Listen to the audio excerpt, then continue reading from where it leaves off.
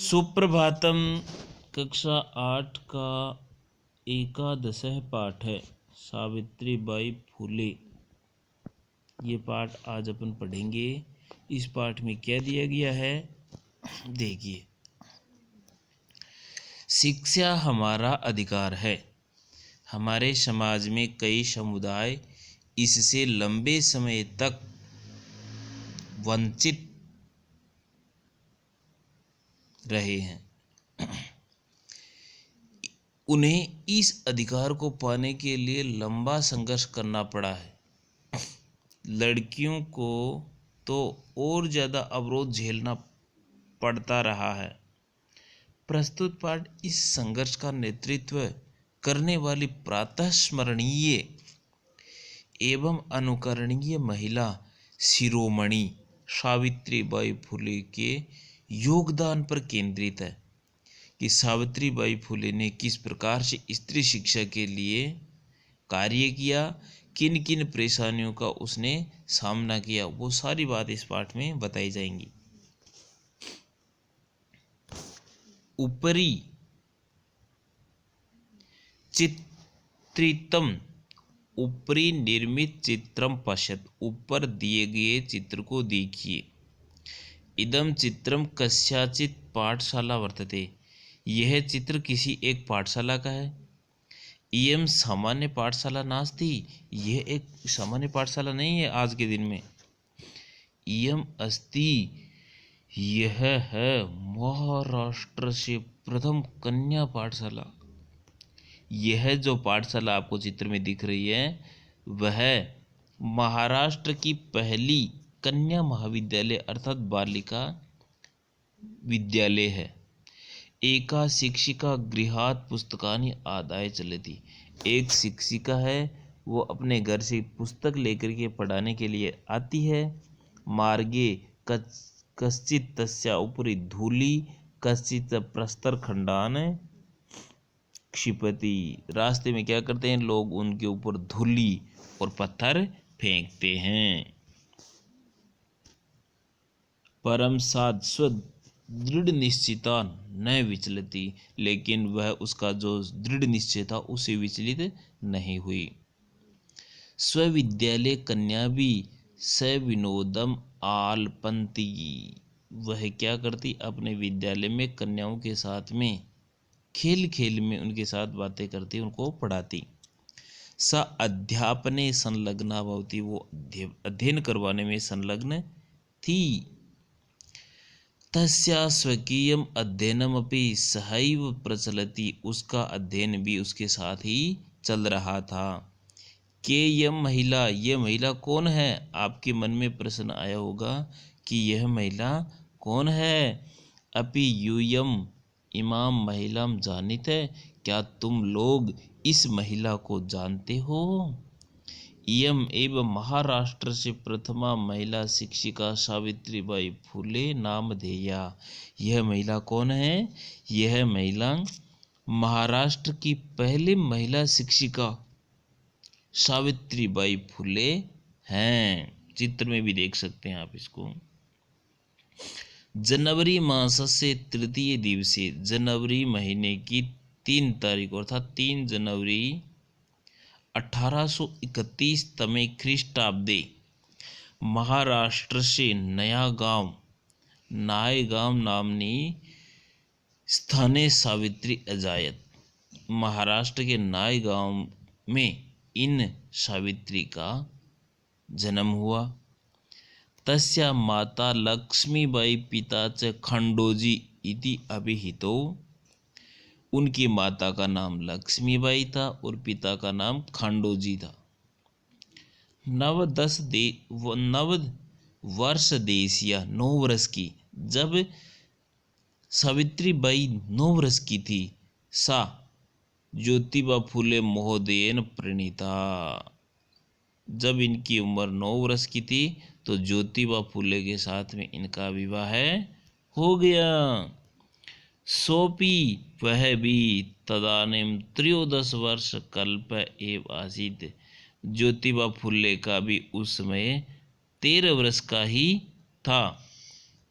तयोहि यतोहि क्योंकि स स्त्री शिक्षाया प्रबल समर्थक आसीत्, वे दोनों के दोनों ही स्त्री शिक्षा के प्रबल समर्थक थे। अतः सावित्री मनसि स्थिता अध्ययन विलासा उत्साह प्राप्तवती, इसलिए वह स्त्री शिक्षा के प्रबल समर्थक होने के कारण वह सावित्री के मन में जो अध्ययन करने की जो अभिलाषा थी, कन्याओं को पढ़ाने की जो अभिलाषा थी, वो उसको और भी उत्साह मिला। अतः परम सा गृहम आंग्ल भाषाया अपि अध्ययनम कृतवती, उसके बाद में उसने आंग्ल भाषा माने अंग्रेजी भाषा का भी अध्ययन उन्होंने किया। 1848 तमे ख्रीष्टाब्दे 1848 ईस्वी में पुणे नगरे सावित्री ज्योतिबा महोदयन स कन्याया कृते प्रदेशस्य प्रथम विद्यालयम् आरभत। 1848 ईस्वी में पुणे नगर में सावित्री ज्योतिबा महोदय के साथ में पहले कन्या विद्यालय का प्रारंभ किया। तदानीं सा केवलम सप्तवर्षीय आसीत्, तब वह 7 और 10 17 वर्ष की थे। 1851 तमे ख्रीष्टाब्दे अस्पृश्यत्वात् तिरस्कृतस्य समुदायस्य बालिकानां कृते पृथक् तया अपरः विद्यालय प्रारभत। उसके बाद में उन्होंने 1851 ईस्वी में जो अछूत समुदाय के लोग थे, उनकी बालिकाओं के लिए भी उन्होंने अलग से एक विद्यालय और प्रारंभ किया। सावित्री कुरीति नाम सावित्री सामाजिक कुरीति नाम सावित्री मुखरम विरोधम अक्रोध, जो समाज में व्याप्त थी कुरीतियाँ, उनका उसने बहुत अधिक विरोध किया। विधवा नाम शिरोमुंडनस्य निराकरणाय सा साक्षात नापिते मिलिता, उसने विधवाओं, उस समय समाज में एक कुरीति थी कि विधवा महिला का सिर मुंडन कर दिया जाता था, तो उसने सिर मुंडन की जो ये प्रथा थी उसको महान पाप बताते हुए, साक्षात यमराज का दोष बताते हुए इसका खूब विरोध किया। फलतः परिणाम क्या हुआ? केचन नापिता अस्यारूढ़ई सहभागिता अत्यजन, फिर कुछ लोगों ने इस रूढ़िवादिता को छोड़ दिया। एकदा सावित्री मार्गे दृष्ट यत् कूपम निक्षा शीर्ण वस्त्रावृता तथा कथिता निम्न जातीय काचन नारी जलम प्राप्तुम याचन्ते स्म। एक दिन सावित्री बाई क्या देखती है? मार्ग में देखा, यत् कूपम निक्षम, कुएं के पास में जीर्ण वस्त्रावृता, फटे पुराने वस्त्रों से आवृत घिरी हुई, तथा कथित, लोगों के द्वारा कही गई निम्न जाति की एक महिला, काचित नारी जल प्राप्तुम याचते, किन्हीं नारियों से, किन्हीं स्त्रियों से वह जल की याचना कर रही थी। उच्च वर्गीय उपहासम कृतवत्यः, उच्च कुलीन वर्ग की लोग स्त्रियों ने उसका उपहास उड़ाया, उस पर हंस रही थी। कूपात जलोद्भरणम अवारयत, उसको कुएं से जल भरने के लिए निवारित कर रहे थे, रोक रही थी। सावित्री एतत् अपमानम सोढ़ुम ना शक्नो, सावित्री को यह अपमान अच्छा नहीं लगा, सहन नहीं हुआ। सत्ता स्त्रिये निज गृहम नीतवती, उसने उस स्त्री को अपने घर ले गई।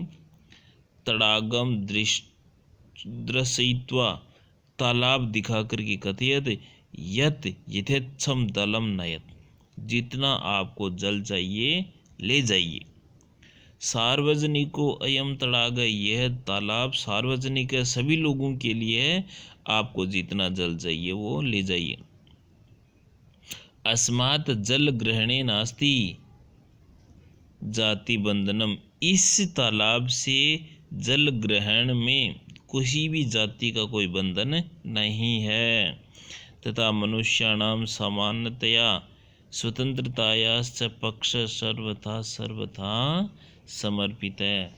उसने लोगों की स्वतंत्रता के लिए, समानता के लिए, उनकी सुरक्षा के लिए वो हमेशा समर्थित थी, समर्थन करती थी। इस प्रकार से सावित्री बाई का ये जन्म बड़ा ही महत्वपूर्ण माना जाता है। धन्यवाद बच्चों। बाकी का बचा हुआ पाठ अपन कल पढ़ेंगे। तब तक के लिए आपका दिन मंगलमय हो और फिर नए वीडियो के साथ मिलेंगे। तब तक के लिए नमस्कार।